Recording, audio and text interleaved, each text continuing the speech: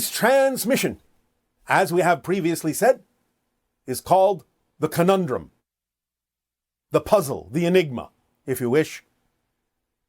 In our ancient language, eniari, E-N-N-I-A-R-I,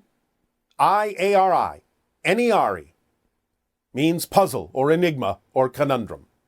There are 4 parts to this particular conundrum, specifically designed to rewire your brain by pondering it, to make you more receptive to other dimensional frequencies of information, of interaction, to accelerate the idea of open contact, and to just open you up to more connection to your higher mind and other levels of consciousness within existence. We are going to present 4 ideas, 4 concepts, one after the other, for you to ponder in the order in which we deliver them. Now remember, it's not about necessarily getting an answer. It's more about the idea of simply repeating these 4 concepts in order in your head for about 15 minutes a day. You can do it up to 3 times a day if you wish, but no more than that. You can do it once, you can do it twice, you can do it 3 times.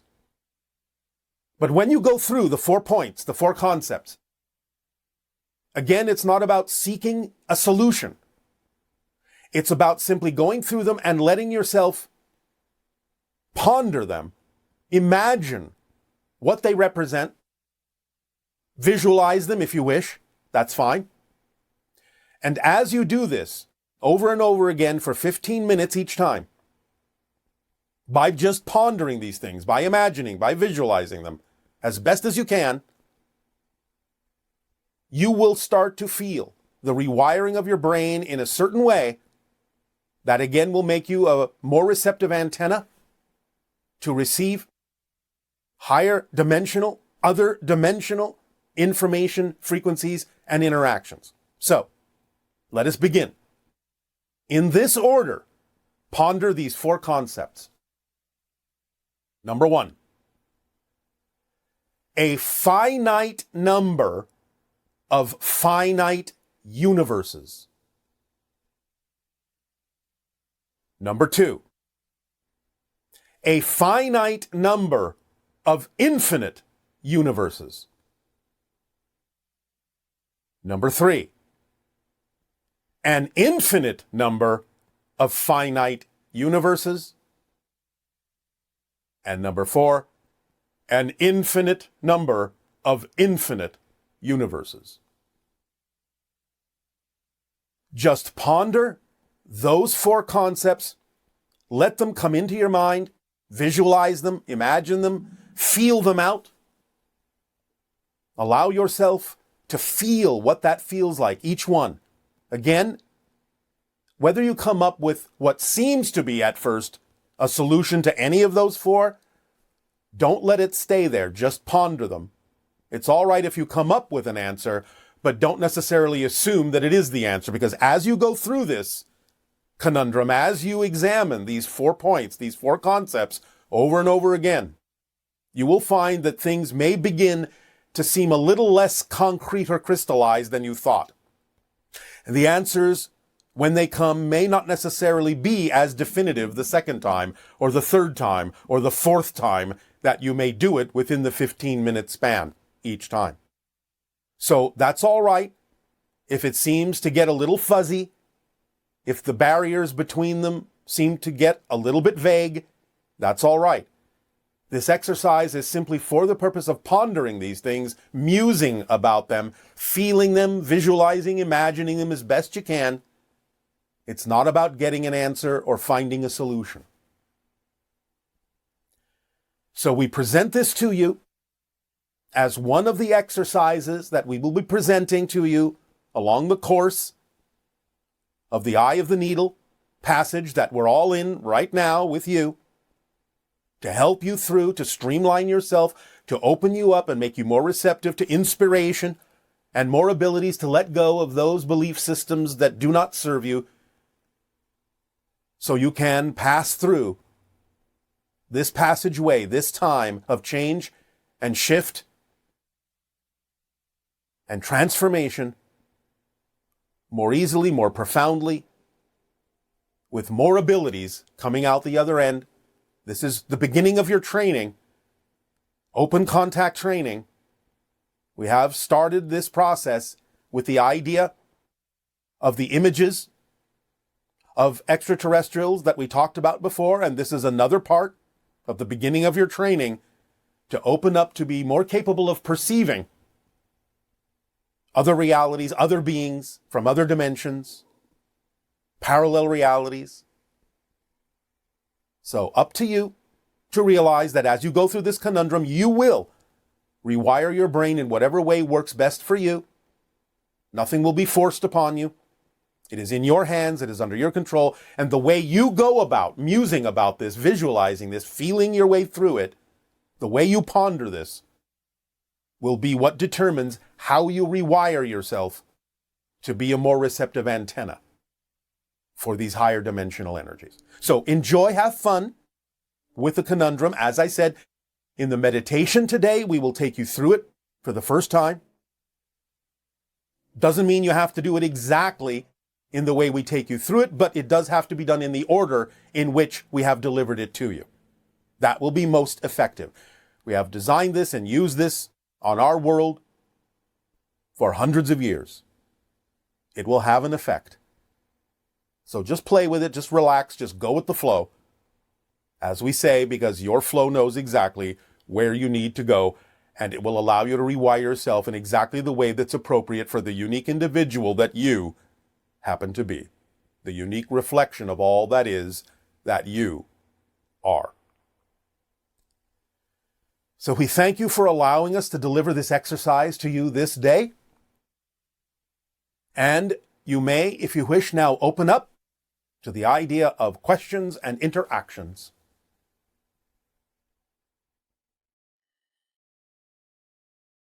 Hello, Bashar.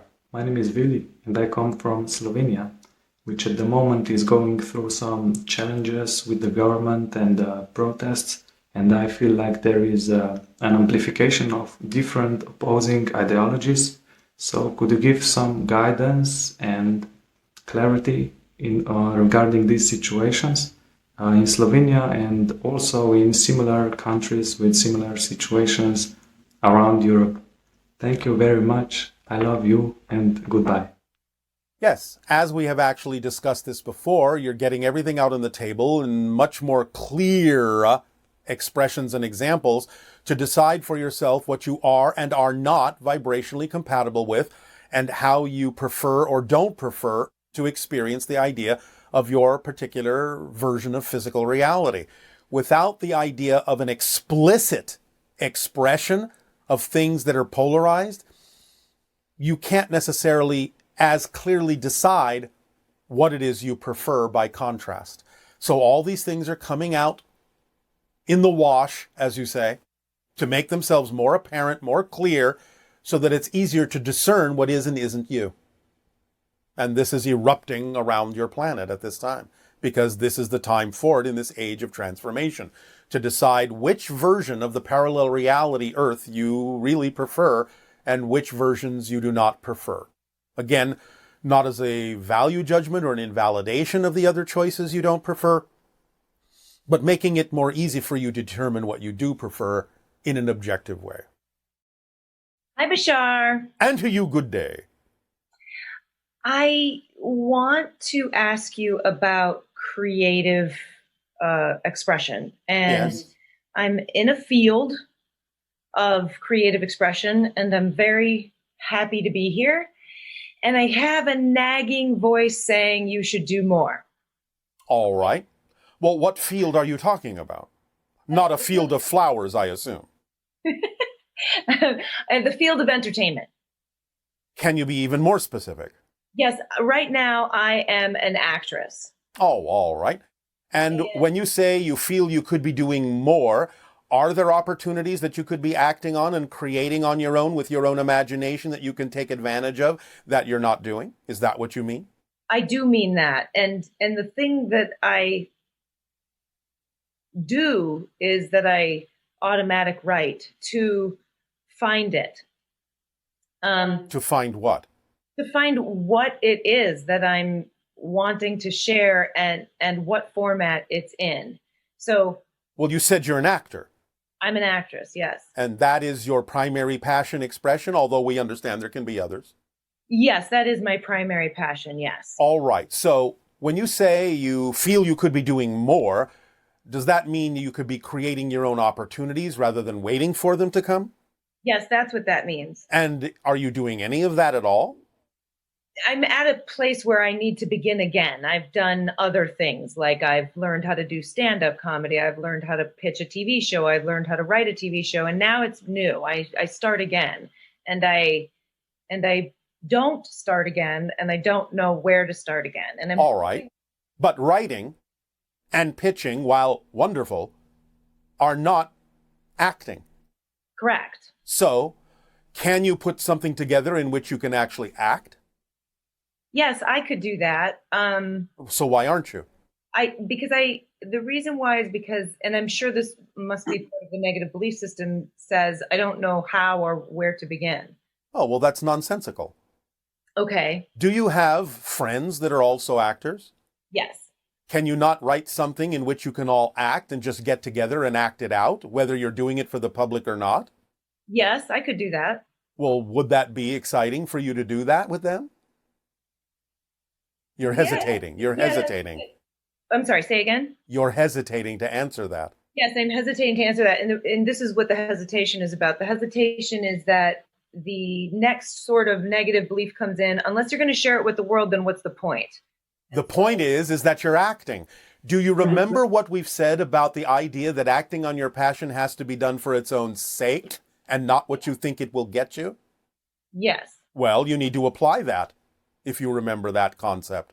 So the idea is, if you're really passionate about acting, you'll do everything in your power to act in any way you can, regardless of whether anyone in the public knows about it or not. And paradoxically, if you understand how these things work, you will also understand that it's quite probable that if you just get together and act with your friends with something you've created or they've created, you have started to create a kind of club, and that can grow. And because that can grow, every one of those individuals may have avenues and routes and ways and paths of allowing you to expand this to the point where the public will become aware of what you're doing, and you will attract opportunities that will allow you to expand the idea of your acting.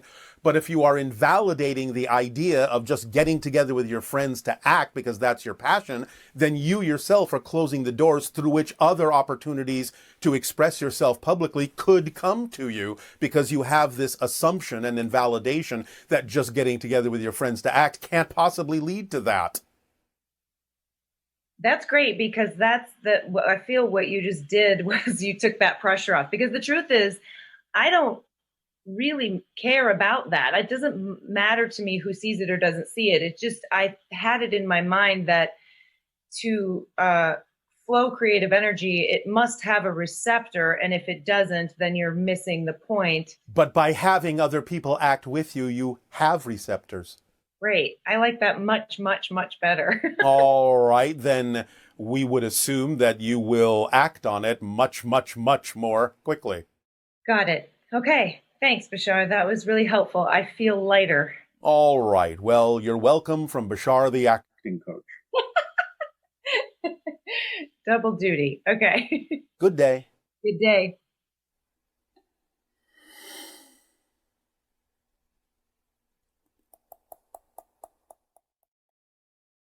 Hello, dearest Bashar. Thank you for being a bright light in my life. Bonjour, I am Ferenc, a French music composer playing violin and living in Provence on the south coast of France. The question is about contemporary classical music. Mozart, Beethoven, and many composers were misunderstood in their time for their musical innovations. Today, the modern classical music is even much more dissonant, discordant, strident, shrill, sometimes even ear-splitting. Is it that the contemporary classical music is turning to an abstract, mental neurotic construction, or is it that contemporary classical music is going to a higher frequency of vibration which is difficult to comprehend and to adjust from our planet and our human ears? Thank you so much, Bashar. You are a tremendous inspiration in my life. Goodbye. The question you are asking, the answer to that is both. There are things that are representative of realities that are splitting off that are more disharmonious and discordant, and there are realities where higher frequencies are creating more harmony and representative of an upliftment of energy and vibrational states. Now, that doesn't mean that discordant music now and then can't be applied for positive purposes.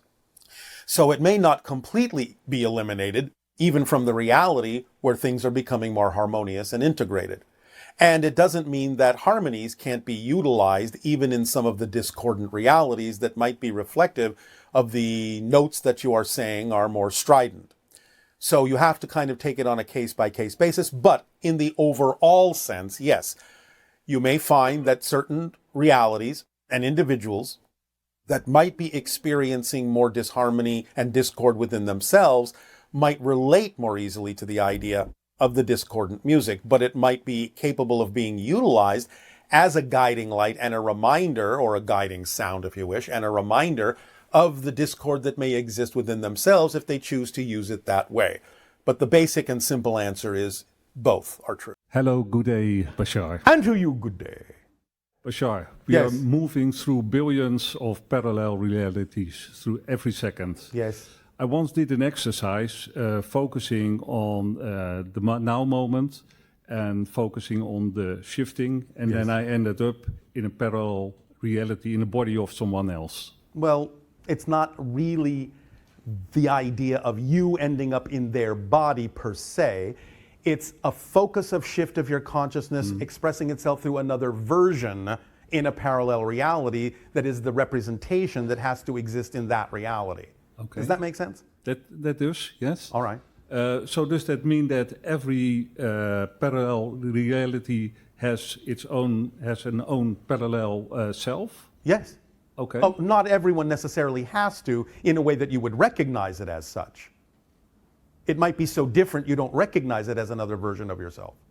Okay. And therefore it might have such a different agenda, such a different theme of exploration, that it would seem to have nothing to do with you. But everything is a reflection of everything else. So the answer is yes, but experientially it might appear to be no. Okay. So in these infinite frames Yes. we are going through, Yes. what's in there? Is that all about parallel realities of me, or is that also other connections? Yes, everything. Everything in Everything that existence, is relevant or? for you Okay. in this focal point. Okay. You are And- connected to all of existence, but most of it is not relevant for this particular experience. I understand. So from second to second, or from hour to hour, am I Yes. going through the same parallel realities every moment, or is that changing? What do you mean the same?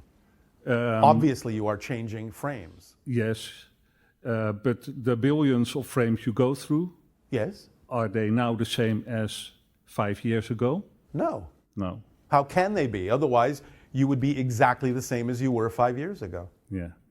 which does exist, but that's not you now. That's not your focus now. No. So by definition, the very fact that you conceive that there is a difference called 5 years ago tells you that they're not the same frames. Otherwise, you wouldn't have that concept of 5 years ago.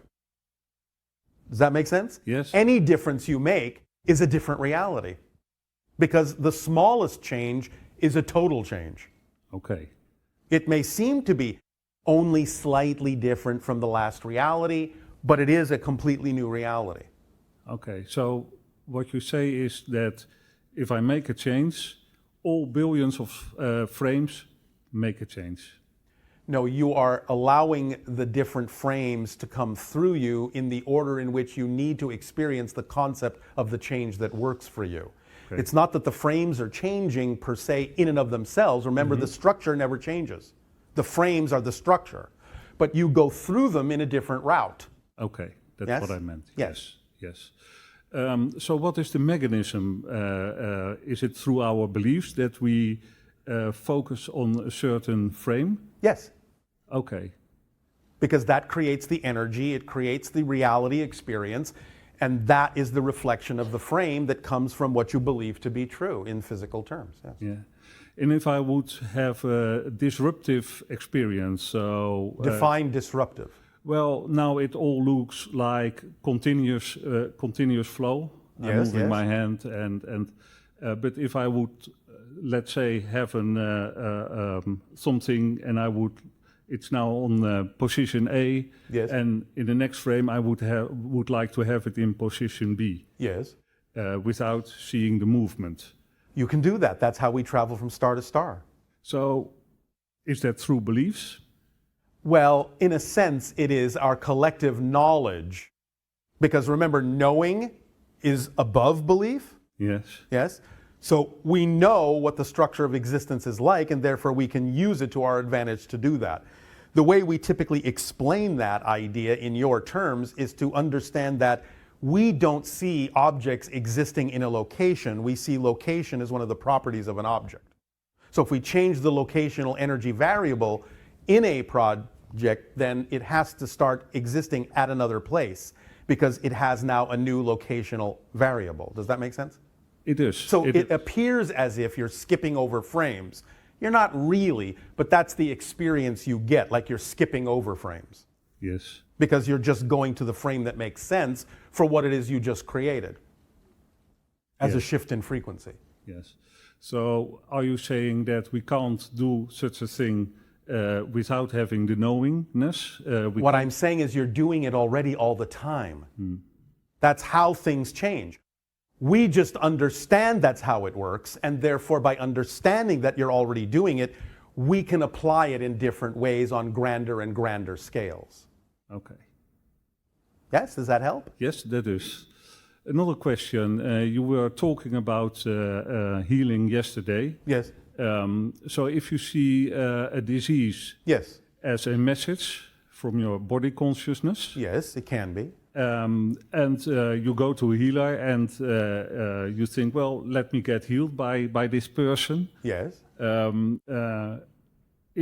Does that mean that if it's caused by beliefs, that also your beliefs have changed if you are healed?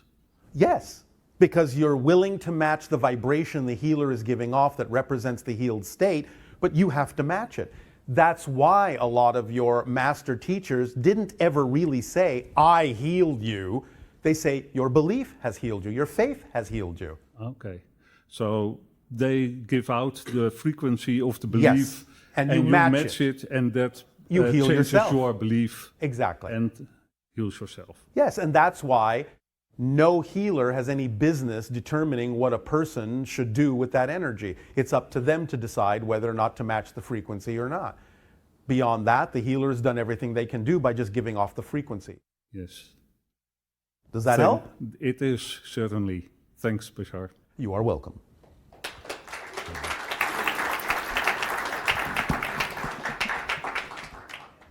Hi. And to you, good day. Good. Hello.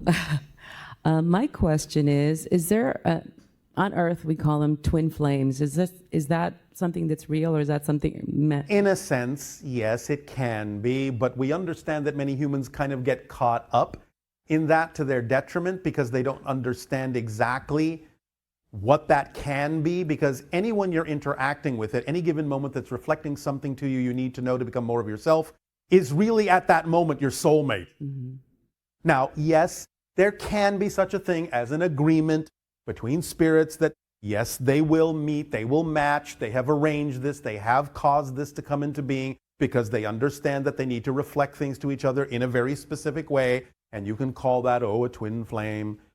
But watch your definitions because they can get you into all sorts of misleading assumptions about what that is supposed to mean and help you ignore all the other help and reflections you're getting from others who could be being your soulmate and twin flame at any given moment. Okay, great. Does that help? Mm-hmm. And then the next question is the sacred feminine. Can you talk more about that? Or, I mean, I know it's made up, I guess, here on planet Earth, but... Well, it's the idea of receptivity, of nurturing and support. It's the idea of allowance.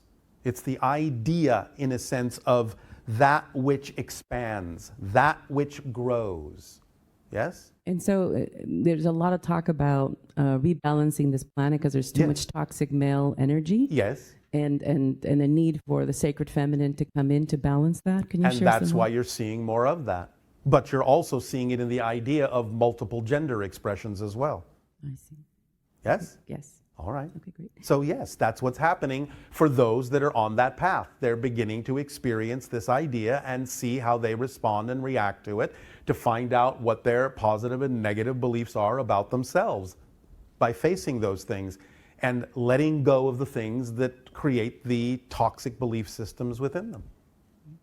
Okay, and the last question is, you said something about, obviously love is the highest frequency, and to sort of get out of the way. What you interpret as the idea, the experience of unconditional love is your translation of the vibration of existence itself. Okay. Yes. Okay. How do we consistently stay in that frequency? By asking yourself the question of why would you ever choose to leave it? Okay. Why would I ever choose to leave it? Yes, because you're the only ones who give yourself reasons to leave that frequency. Otherwise, just to be always present, knowing that you're there. If there is no other logical, sensible choice, you will never leave it. Okay, so why am I leaving it? Yes. And then you go back. Then you can instantly. go back when you find out what the reason was you created for leaving it. Okay. Yes? Yes. Now, in reality, of course, you never actually leave it because it's impossible for you to disconnect from existence. It is simply that the unconditional love is supporting you so unconditionally, it allows you to believe that you have left it. But you are using your connection to unconditional love to play the game of not being within unconditional love. That's how unconditionally loved you are. Does that make sense? Yes. Look for the paradox in these things and you will find your point of power. So these two extremes in the center is where the point of power. When you understand how paradox works, for example, when you feel out of control, you're controlling that. So you're in control. So it's not about having to learn to be in control. It's about choosing what you prefer to be in control of. When you feel you lack trust, understand the point of paradox. There is no such thing as a lack of trust. You have to always trust something to be true, or you would have no experience whatsoever. So you don't have to learn to trust, it's automatic. It's about what are you trusting in. Doubt is not a lack of trust. Doubt is a 100% ironclad trust in something that's out of alignment with your truth. So you never lack trust, you never lack confidence, you're never out of control. You are using control to create the experience of being out of control. You are always confident about something, even if you are confident about not being confident. Okay. And you are always trusting something to be true. There is no such thing as a lack of trust. There is only a trust in lack. Choose what works for you instead of what does not. Does that help? Yes. Very last question. Yes. You said that there's no hostile alien groups here, right? And so this idea of implants, where did that come from? Well, it does come from the Greys, but that's not a hostile act. They're just doing it to... It is an observational mechanism. It is a location mechanism. It is a data gathering mechanism. And why do they choose certain people to track? Family lines have certain genetics that make for better templates for the hybrid species that they're creating. All right. Thank you so much. You are so welcome.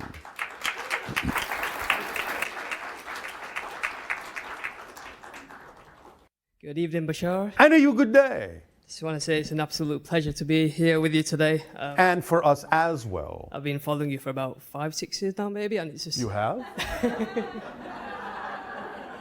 I didn't see you behind me. Well, I'm good like that, hide and seek. Oh, all right. Yeah, and it's just really nice to be in the picture for a change as opposed to, I guess watching this through a screen. Oh, all right. And yeah, so... You're still watching it through a screen, but of your own make. Awesome, I love it. Yeah, so just a bit of background to this first question. I've been working with ayahuasca for a number of years now. All right. And An earth teacher. Yes, indeed, and a wonderful one as well, I bet. Yes.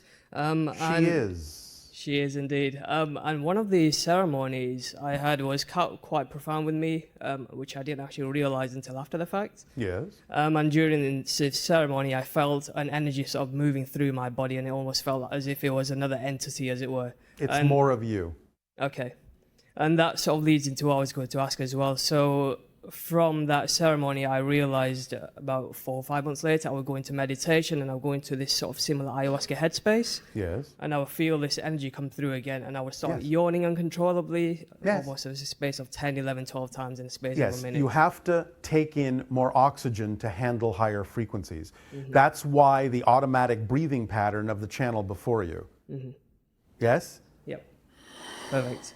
And yeah, from that point onwards, I realized that I could work with this entity a lot more in a conscious manner. Yes. And over the course of months, it started learning to walk in my body, move in my body, started learning to use Yes. my hands. And yeah, it's been a process of working with this entity or a number of entities. All right.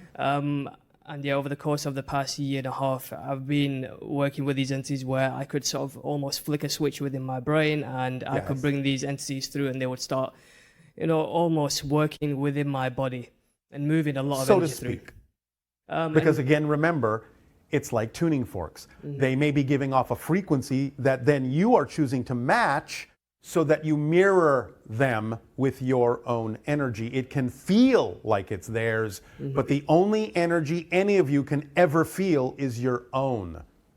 But if you match their frequency, it will feel like it's them because you recognize it as a frequency that they give off.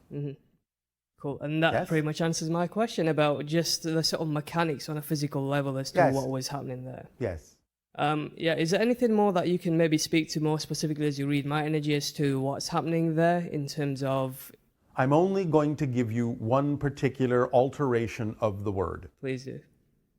Ayahuasca. Can you elaborate on that? Sorry. Do you understand? Ayahuasca.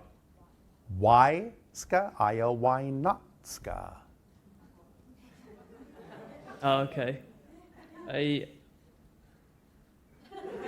I'm not getting it, I'm sorry.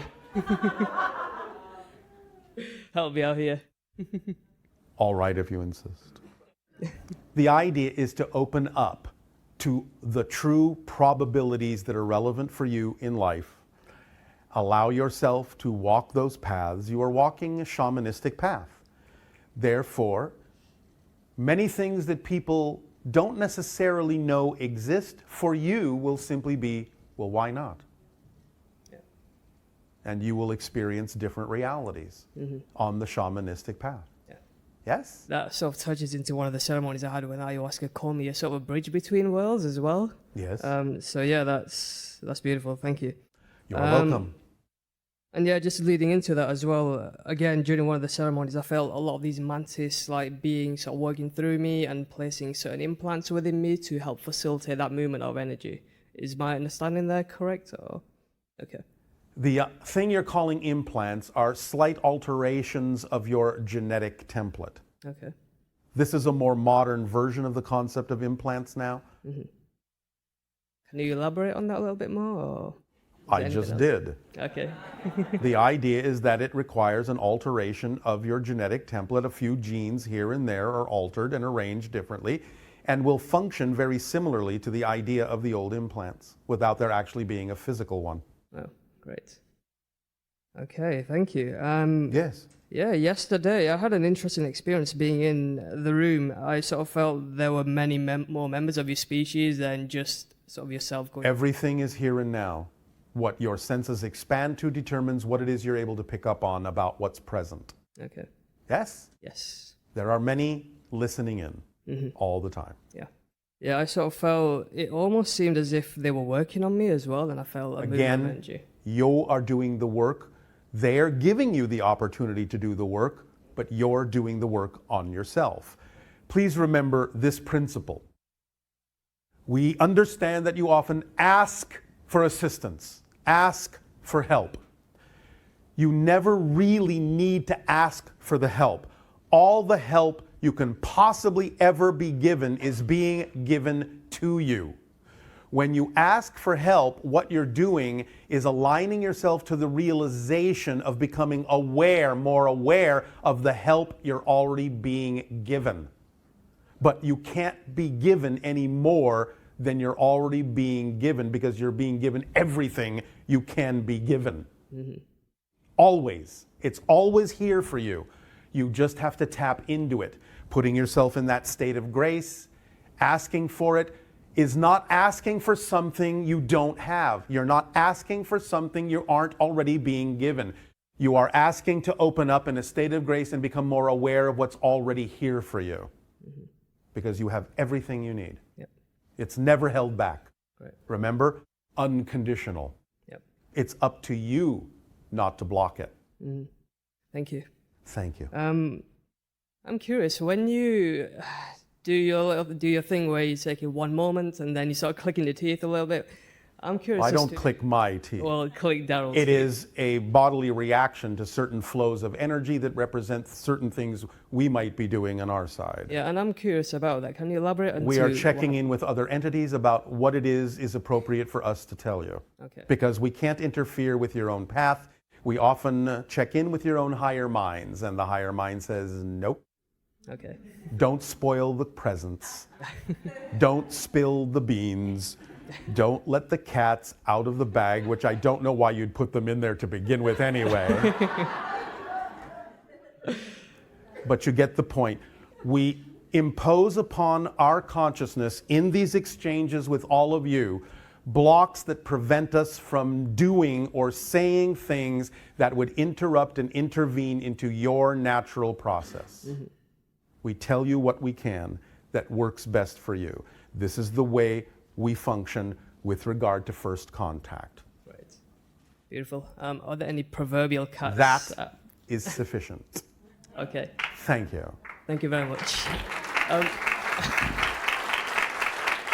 So can I ask, I'm sorry, can I ask one question? That was a question, so now you're done. Okay. I was just curious about the hybrid children, whether I have any. I'm just really curious about that. Yes, goodbye. Fair enough. Thanks so much.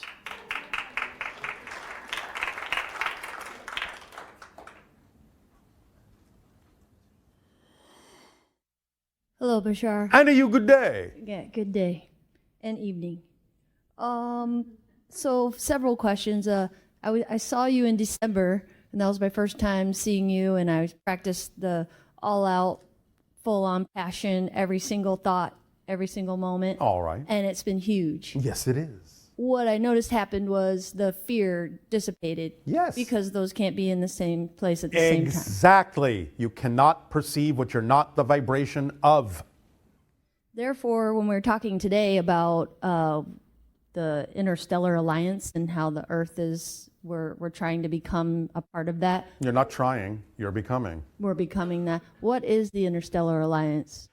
It is what you might imagine. It is a collection of interacting various civilizations throughout the idea of the cosmos.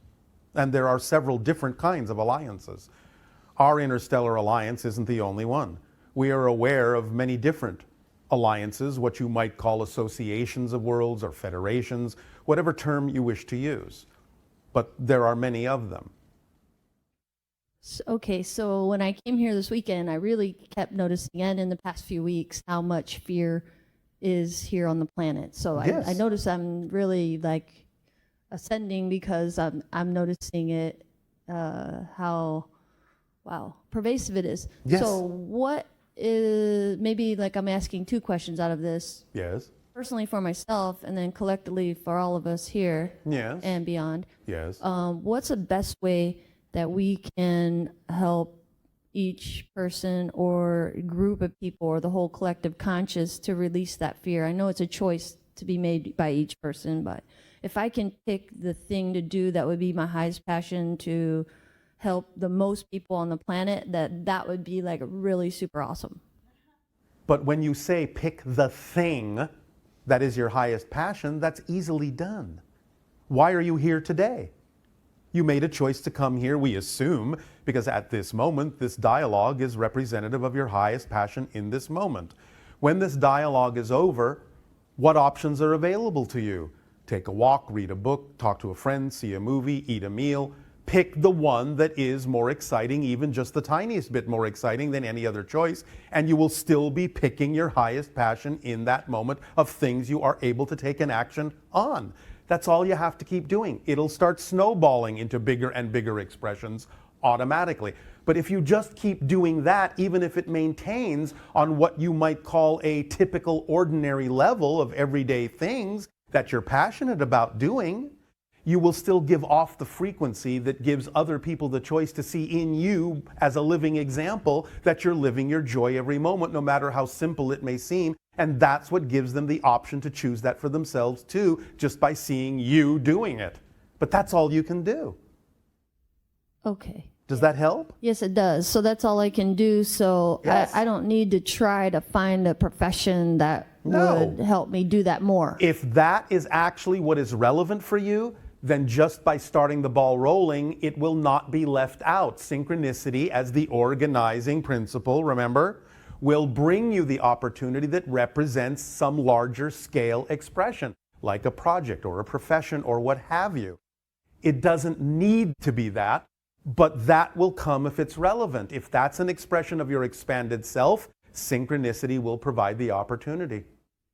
Okay, And all you have to do is act on it in the best possible way you can that's representative of your passion, with no insistence or assumption as to what the outcome should look like. Yeah, that's awesome. Yes, it is. I can do it. Okay, so then another question for me and hopefully the other people is, does it matter, like other people were referring to the hybrid race and where they're from and what kind of species they are? Yeah. Would that help a person? Would it help me and other people Not necessarily. to know that? Not necessarily. Okay. No. There are many, many people on your planet living very spiritual, very metaphysical lives who have never heard the word spirituality or metaphysics. It's just innately the way they're living. You don't have to know any of these labels to live your truth. Okay, great. That was my. And then the last question is, thank you, is one of the ladies brought up about the EMFs, and then suddenly I then thought, well, was that a fear-based paradigm? Because In some sense, yes. okay, so because that's But again, it's important to honor your belief if you don't believe there's any other way around it. Yes, because if you believe that certain things will work for you as permission slips, then it's okay to use them until such time as you evolve beyond the idea of needing that particular permission slip. But sometimes things that exist in physical reality might actually be the path of least resistance for the belief system that you have at the moment. And it's all right to follow that path. It's all right to honor your beliefs until such time as you believe something different that can support you. Yes? yes, Does that help? yes, it does. Thank you. I just want to say one more thing. I love you. Our Thank you. unconditional love to you as well. Thank you. Thank you. Oh. And by the way,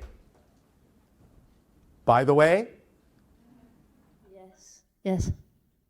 pleasant dreams. Thank you. You're going to have a visit. Thank you. Thank you.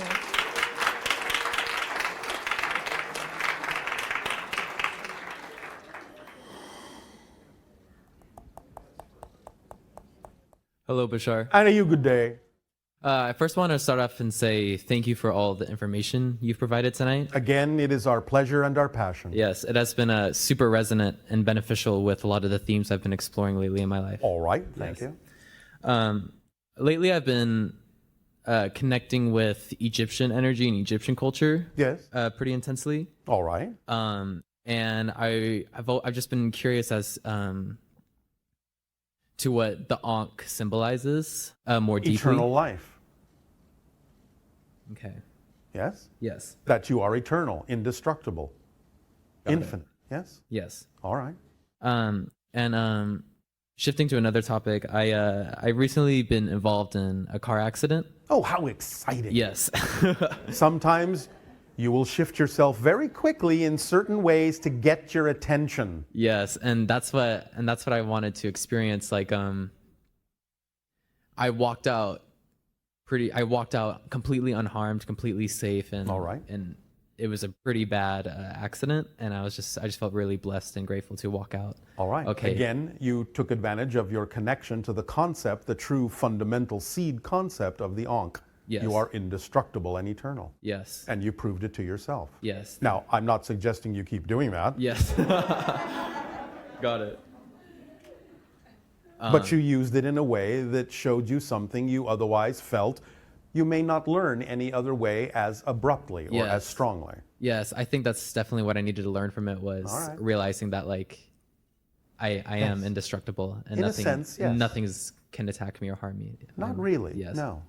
You can pretend, you can play that game, Yeah. and it's all right to have that experience. Yeah. If you learn from it, it will Yeah. benefit you anyway. Got it. Because again, remember, it's not about what happens Yes. that matters. It's about what you do with what happens that matters. Yes, thank you. Yes. Um, And I've also been really fascinated and attracted to the number 8. oh, all right. And so I was just wondering if you have any information that's about. Did we not just talk about infinity? Got it. Yes. Yes. All right. And then lastly, I've heard you speak about the rubber band analogy before. Yes. If you pull back farther and farther and farther and farther into darkness, when you finally let go, you will fly that much faster and that much farther into the light, Yes. like a rubber band. Yes. Thank you. I just wanted to hear it again. I really like it. Happy to oblige. Yes. Thank you. Thank you.